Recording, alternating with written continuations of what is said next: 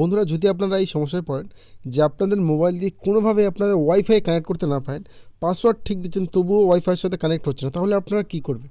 বন্ধুরা, আমি এই সমস্যাটাই মাত্র ঠিক করেছি।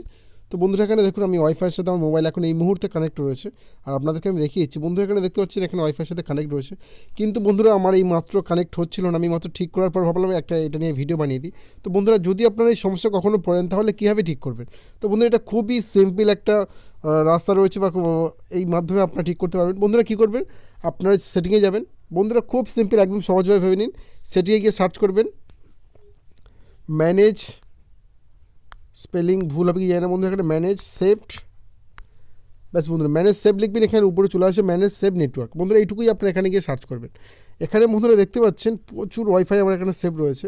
তো বন্ধুরা, কারণটা এখানে এটাই হয়েছে, যেখানে লিস্ট ফুল হয়ে যায়। অনেক সময় আপনারা জানেন যখন আমরা আগে ব্লুটুথ ইউজ করতাম, একটা মোবাইল, 3টে মোবাইল, 4টে মোবাইল, যখনই অনেক মোবাইল আমরা ব্যবহার করে নিতাম, একসাথে ব্লুটুথ কানেক্ট করে নিতাম, কিন্তু নতুন যখন মোবাইলের সাথে কানেক্ট করতে যাবো তখন কিন্তু আমাদের নতুন ব্লুটুথের সাথে কানেক্ট হতো না।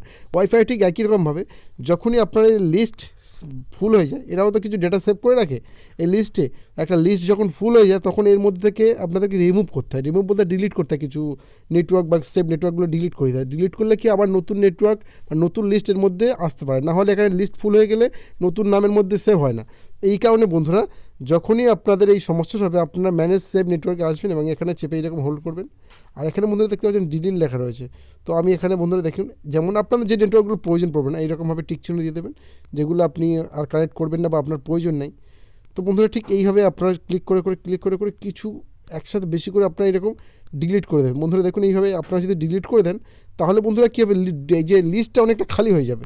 তবে এখানে কিছু খালি করে দিচ্ছি, ফরগেট নেটওয়ার্ক করে দিলাম। তো বন্ধুরা, এখানে যে খালি করে দিলাম আমার লিস্টটা অনেকটা খালি হয়ে গেলে, এবং যখন নতুন নেটওয়ার্ক আমি কানেক্ট করবো, এখন 3টে 4টে যতগুলো নেটওয়ার্ক কানেক্ট করবো আমার কানেক্ট হয়ে যাবে। এখানে যেহেতু আমার লিস্ট ফুল হয়ে গেছিলো ওই জন্য করে নতুন নেটওয়ার্ক সেম নিচ্ছিল না বা কানেক্ট নিচ্ছিল না। তো বন্ধুরা, আপনারা ঠিক এভাবেই, আপনার যদি এই সমস্যাটা হয় আপনারা অবশ্যই করে এই সেটিংয়ে যাবেন। সেটিংয়ের উপরে সার্চ করবেন ম্যানেজ সেভ নেটওয়ার্ক, এখানে গিয়ে লিস্টটাকে এরকম চেপে ধরে হোল্ড করে আর ডিলিট মারবেন, ব্যাস আপনার সমস্যাটা সমাধান হয়ে যাবে। যদি না হয় বা তাও যদি কোনো প্রবলেম হয়, অবশ্যই করে এটা করার পর আপনারা ফোনটাকে সুইচ অফ করবেন বা রিস্টার্ট মারবেন, অবশ্যই হয়ে যাবে। না হলে অবশ্যই যদি না হয় আমার কমেন্ট করুন বন্ধুরা, তাহলে নতুন একটা ভিডিও আমি আপনাদের বাড়িতে। বন্ধুরা, আশা করছি এটা করার পর আমাদের 100% হয়েই যাবে। তো বন্ধুরা, দেখা হয় পরের ভিডিওতে।